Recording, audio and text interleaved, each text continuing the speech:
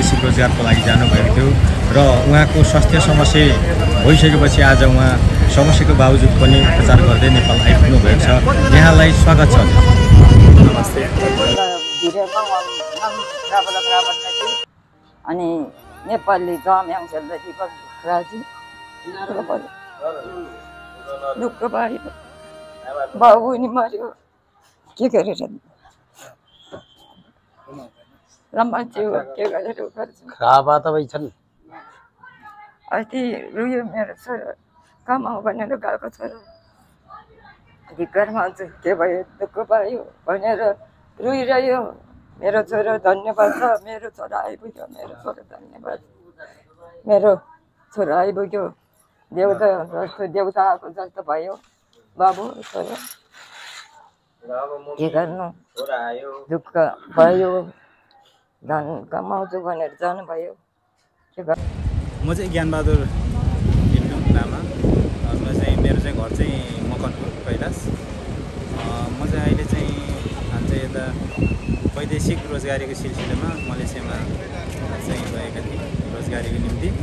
अहिले चाहिँ अब त्यहाँ धेरै अब दुःख पीडाहरू पनि भयो र के रहेछ त्यो समस्या भन्ने कुरो पनि अब तपाईँले जसरी वैदेशिक रोजगारमा जाँदाखेरि त्यहाँ तपाईँलाई त शारीरिक समस्या पनि थियो होइन, ठुलै रोग लागेको थियो। अनि कस्तो कस्तो समस्याहरू आइपरेको थियो? कति नेपालीहरू तपाईँ जस्तै समस्यामा परेका होला त मलेसियामा? यस्तो हो सर, अब नेपालीहरू धेरै समस्यामा छन्। मैले अब देखेअनुसार म त अब तपाईँको यो मृत्युको मुखबाट बाँचेर आएको म, जुन अब 3 दिन जति म त भेन्टिलेटरमै बसेँ, मलाई थाहा पनि थिएन। त्यसको बावजुद म लगभग 10 दिनको बसाइ म हस्पिटलमै रह्यो। धेरै साथीहरूले मलाई सहयोग गरे र जसमा नेपाली साथीहरू जस्तै त्यहाँ चाहिँ तपाईँको राजन मोक्तानहरू, अनि त्यस पछाडि हाम्रो यो तिलक भाइ, यता सोलुखुम्बुको तिलक भाइहरू, अनि त्यसपछि यता दिलराज मोक्तानहरू लगायत पाकिस्तानी साथीहरू, अनि त्यसपछि चाइनाको साथीहरूले पनि मलाई त्यो अवस्थामा म एक्लै त्यहाँ प्लेटमा छटपटाइरहँदाखेरि सान्त्वना दिने साथीहरू पनि भयो। र मलाई यहाँसम्म आउने एउटा हरेक साथीहरूले जुन खालको चाहिँ सहानुभूति दिनुभयो, हौसला दिनुभयो, यहाँ आउने एउटा चाहिँ मलाई प्रोत्साहन दिनुभयो, नेपालमा आउने एउटा वातावरण चाहिँ गराउनु दिनुभयो, उहाँहरूले चाहिँ मेरो अन्तरै हृदयदेखि नै विशेष म चाहिँ धन्यवाद दिन चाहन्छु।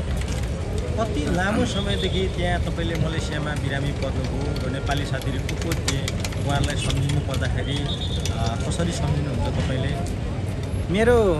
म त बिरामी लगभग यो चाहिँ तपाईँको योभन्दा 21 दिन अगाडिदेखि नै म बिरामी भएको थिएँ।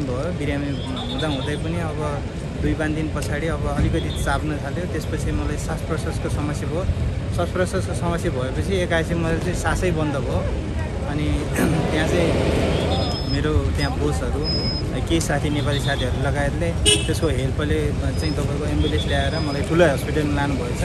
अनि त्यसपछि त्यहाँ लगेर भेन्टिलेटरमा 3 दिन भेन्टिलेटरमा पनि बसाएँ। अनि त्यसको बावजुद पनि मैले अब पछि 3 दिन पछाडि म आफू होसमा पनि आएँ। मैले त्यहाँ साथीहरूले चिन्ने एउटा ठाउँ पायो र मलाई त्यहाँ चाहिँ ठुलो हेल्प गर्ने चाहिँ साथीहरू चाहिँ विशेष गरी चाहिँ हाम्रो जुन दिलराज मोक्तान हो, दिलराज मोक्तान, राजेन्द्र मोक्तान, अनि त्यस पछाडि यता कृष्ण साथी, अनि त्यस पछाडि तिलक भन्ने, मिनु भन्ने मेरो भाइ, अनि त्यस पछाडि तपाईँको धनेन्द्र, अनि त्यस पछाडि एउटा साथी मेरो एकदम यता रोल्पाको भाइ तपाईँको तीर्थ मगर भन्ने भाइ, उहाँले पनि हेल्प गर्नुभयो। बङ्गलादेशका साथीहरूले पनि हेल्प गर्नुभयो। अनि त्यसपछि यता पाकिस्तानका चाहिँ एकजना साथी, त्यहीँ उहाँ रोजगारी भन्दा नि ड्राइभिङ काम गर्नुहुन्थ्यो, एउटा चाहिँ अनवर भन्ने साथी हुनुहुन्थ्यो, अनवर खान भन्ने, उहाँले पनि ठुलो सहयोग गर्नुभयो। चाइनाको चाहिँ तपाईँको चाहिँ आलुङ भन्ने, उहाँले पनि चाहिँ तपाईँको चाहिँ ठुलो सहयोग गर्नुभयो। उहाँहरूको बावजुद म अहिले यहाँसम्म आउने सफल भएको छु। तपाईँ यहाँसम्म नेपाल आइपुग्नु भएको छ आज तामाङजी। तपाईँ एउटा सौभाग्य नेपाली पनि हो यहाँ आउनु। यस्तो बिरामीको अवस्थामा नेपाल सहज ढङ्गले नै आइपुग्नु भएको छ। तपाईँ नेपाल कुन मेन पावरदेखि जानुभएको थियो र मलेसिया कुन कम्पनीमा बस्नुभएको थियो र कति लामो समय तपाईँ मलेसियामा बस्नुभयो? म चाहिँ तपाईँको यहाँबाट गएको चाहिँ यही नै उसमा सप्तकोशी मेन पावर यहाँ चाहिँ यो एयरपोर्टभन्दा अगाडि छ शङ्खमुलमा, अनि त्यहीँबाट नै गएको हो। म चाहिँ मलेसियामा यो ट्युसिङ कम्पनी भन्नेमा गएको थिएँ, अनि त्यहाँ पुगेँ र त्यहाँ केही दिन राम्रै सहजै भयो। त्यहाँको वातावरण पनि अब यहाँ लगभग नेपालको जस्तै रहेछ, त्यस्तो अवस्था रहेछ। मलाई अब राम्रै त्यो पछि चरणबाट अलिकति कामको प्रेस भएपछि मलाई अलिकति त्यो चाहिँ आफ्नो शरीरले पनि थेक्न नसक्ने त्यस्तो अवस्था पनि भयो, अनि त्यसले गर्दाखेरि म अलिकति झन्झन गाह्रो हुँदै गएपछि त्यस्तो अवस्था पनि भयो। र एक चरण चाहिँ मलाई पीडै लाग्यो, तैपनि त्यहाँ हस्पिटलमा म छटपटाइरहेको थिएँ। पहिला दिनमा चाहिँ मलाई चाहिँ तपाईँको चाहिँ त्यहाँ 2-3 दिनमा भेन्टिलेटरमा राखेपछि कसैले भेट्न पनि नपाउने रहेछ। अनि त्यसपछि त्यो म भेन्टिलेटरबाट पनि तपाईँको बाहिर निस्किए पनि म निस्किँदाखेरि म एक्लै नै रहेको रहेछ।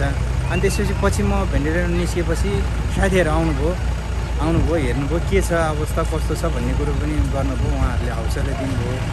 तैपनि मैले त्यहाँ देख्दाखेरि मेरो त्यहाँ हस्पिटल पुग्दाखेरि अर्को एकजना चाहिँ नेपाली साथी पनि भेट्यो मैले। उहाँ तपाईँको बिना इलिगल अवस्था पनि रहेछ। उहाँ चाहिँ एकदम मरण अवस्थामा थियो। म अलिकति होसमा भएपछि उहाँले मलाई भन्दै गर्नुहुन्थ्यो, मलाई पनि तपाईँले हेल्प गर्नु पऱ्यो भन्ने कुरो गरिरहनु भएको थियो। मैले त म आफै त्यो अवस्थामा छ, त्यहाँको पीडाहरू पनि उहाँले सुनाउनुभयो।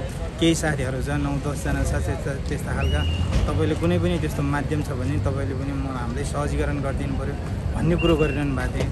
अनि आफू पनि त्यो अवस्थामै थियो। मैले पनि तपाईँको चाहिँ कुनै पनि त्यस्तो सक्ने अवस्था पनि भएन, शारीरिक अस्वस्थका कारण बल्ल म आफू पनि तपाईँको 10-12 दिन पछाडि म पनि हस्पिटलबाट निस्किने एउटा चाहिँ सफलता मिल्यो।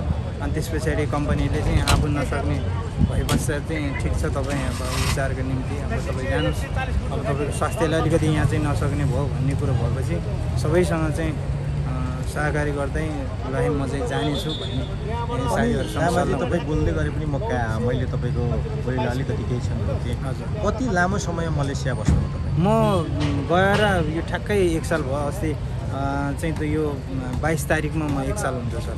अनि ऋणहरू पनि थियो होला तपाईँको त? ऋण त यस्तो हो नि सर, विदेश जानु नै सबैभन्दा यस्तो दुर्भाग्य नै हो। अब ऋणको मुख्य त त्यसैले हो, हेर्नुहोस् होइन, मान्छे विदेश हुनुको कारण पनि थियो। आफ्नो यहाँ चाहिँ मैले 80 वर्षको वृद्ध आमालाई 82 वर्षको वृद्ध आमालाई छोडेर म चाहिँ गइरहनु पर्ने छ। यहाँ उहाँलाई पाल्ने एउटा स्याहार गर्ने मान्छे पनि छैन, मेरो बाध्यता छ र सर। अनि त्यो कारणले गर्दाखेरि यो हाम्रो पीडा हो। यो चाहिँ एकदम यो मेरो मात्रै नभइकन सिङ्गो नेपालीको पनि चाहिँ तपाईँको पीडा हो हेर्नु। अब यहाँ चाहिँ तपाईँ त बिरामी भएर आउनुभएको छ विदेशबाट, मलेसियाबाट। तपाईँलाई श्वास प्रश्वासको समस्या देखियो। अब यहाँ के भनेको छ, अब कुन हस्पिटलमा उपचार गराउनुहुन्छ र कति खर्च लाग्ला सम्भावित के छ? अब यो त कति लाग्छ ठेगानै छैन सर। अब म यहाँ हस्पिटलमा तपाईँको यहाँ चाहिँ वीर हस्पिटलमा अथवा चाहिँ टिचिङमा अलिकति सहजीकरण हुन्छ, त्यहाँ चाहिँ सहज हुन्छ। यहाँ सरकारी हस्पिटल भएको कारणले गर्दाखेरि त्यहाँ अलिकति खर्चको पनि अलिकति कम हुन्छ कि भन्ने लागिरहेछ। अब म चाहिँ त्यहाँ फलो गर्छु सर। त्यहाँ चाहिँ अब मेरो स्वास्थ्यको लागि फलोअप चाहिँ त्यही हस्पिटलमा, यहाँ वीर हस्पिटल अथवा चाहिँ टिचिङ हस्पिटल। अब तपाईँ नेपाल त आइपुग्नु भयो, तपाईँ ऋण गरेर जानुभएको, ऋण पनि तिर्नु भएको छैन। अनि त्यस पछाडि तपाईँ आमा मम्मी पनि बुढी कति वर्षको भन्नुभयो? 82 वर्ष भयो। 82 वर्षको मम्मी हुनुहुँदो रहेछ। यही हुनुहुन्छ हो। अब 82 वर्षको मम्मी हुनुहुन्छ, अनि त्यसमाथि तपाईँ मलेसियाबाट बिरामी भएर आउनु भएको छ, ऋण गरेर जानुभएको छ। एकैपटक तपाईँलाई हरेक समस्याले चाहिँ समात्यो। अब यसलाई कसरी समस्याको समाधान गर्ने भन्ने कुरा केही एउटा बाटो छ, माध्यम छ? अब माध्यम त यस्तो हो सर, मेरो 1 नम्बरमा त स्वास्थ्य समस्या हो मेरो। अब स्वास्थ्य नै भएन भनेदेखि अब आफू नै रहेन भनेदेखि त्यो त अब कामै छैन। म त पहिला स्वास्थ्यलाई क्लियर गर्नु पऱ्यो। यो स्वास्थ्यलाई क्लियर गर्नका निम्ति मैले अब साथीभाइसँग पनि मैले अनुरोध गर्छु भनेर लागिरहेछ। किनकि साथीभाइसँग मेरो आर्थिक अवस्थाले गर्दाखेरि किनकि म आफू एउटा ऋणले पनि डुबेको कारणले गर्दाखेरि अब एक त आर्थिक समस्याले पनि चपेटो भएको कारणले गर्दाखेरि म त्यहाँ विदेश पनि बस्न नसक्ने कारण गर्दाखेरि म यहाँ नेपालमा आउँछु। त्यस कारण गर्दाखेरि मैले रोज्नुको कारण पनि यो सरकारी हस्पिटल खर्च कम हुने गरी हरेक साथीहरूको साथ र सहयोग अझै पनि अपेक्षा गर्दै अझै पनि सहयोग गर्नुहुन्छ होला भन्ने मेरो भावना छ। हिजो पनि साथीभाइले गर्नुभयो, आज पनि गर्नुहुन्छ होला। राम्रो भयो मेरो छोरा एक बाटो राम्रो भएर मम्मी आज छोरा विदेशबाट आइसकेपछि खुसी हुनुहुन्छ होइन मम्मी?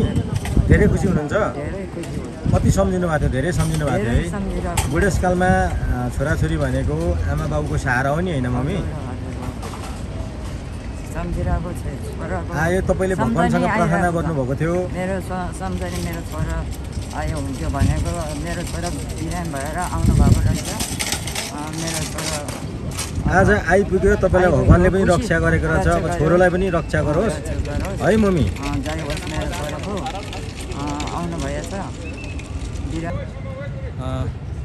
म आएँ अब यस्तो यो अवस्थामा नि यहाँसम्म आइपुग्यो। सबैजनालाई मेरो आदरणीय मिडियाकर्मी साथीहरू उहाँहरू आइपुग्नु भयो। उहाँहरूले पनि जुन तपाईँहरू पनि यहाँ आउनुभयो र मलाई यहाँसम्म ल्याएर मेरो आफ्नो पीडाहरूलाई पकाउने एउटा चाहिँ माध्यम तपाईँहरूले बनिदिनु भयो।